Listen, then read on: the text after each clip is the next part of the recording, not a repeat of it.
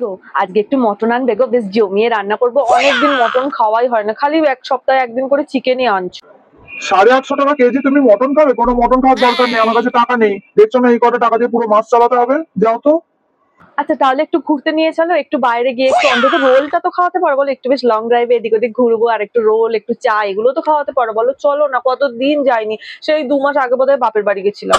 বাহ, লং ড্রাইভে ঘুরবে? গাড়িটা মনে হচ্ছে জলে চলে। বাড়িতে রুটি ভেজে ওর মধ্যে একটু ডিম দিয়ে বানিয়ে নিয়ে চলে আসো, হয়ে যাবে। তাহলে এবারে পুজোর পর অন্তত একটু দীঘা নিয়ে চলো। দীঘাটা তো এখন সবার জলবাত হয়ে গেছে বলো, মানে 5,000 টাকায় তোমার আর আমার ভালোভাবে ঘোরা হয়ে যাবে। চলো না, পুজোর বোনাস পাবে তো বলো, ওই বোনাসটা পেয়ে আমরা দীঘা যাই চলো। আরে বাবা, হবে না, বলছি তো টাকা নেই। অ্যাটলিস্ট পুজো আসছে বলে একটু শপিং তো করাতে নিয়ে যেতে পারো। আমার এখনো একটাও জামা হয়নি, সবার কত কত জামা প্যান্ট কেনা হয়ে গেছে। আমার বাড়ির লোককে না দাও, আমাকে তো অন্তত দুটো কুর্তি কিনে দাও, শাড়ির দরকার নেই। পরে কিনে দেবো, দেখছি, এখন টাকা নেই। আচ্ছা ঠিক আছে ছাড়ো, একটু আজকে সন্ধ্যাবেলা বিয়ার খাবে?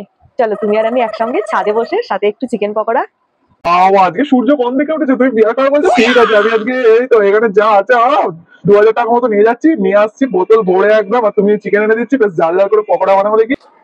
বাহ, এতক্ষণ ধরে আমি যে এত কিছু বলছিলাম, তার বেলা তোমার কাছে টাকা ছিল না না? এখন যে বিয়ার খাওয়ার কথা বললাম অমনি তোমার কাছে টাকা চলে এলো না?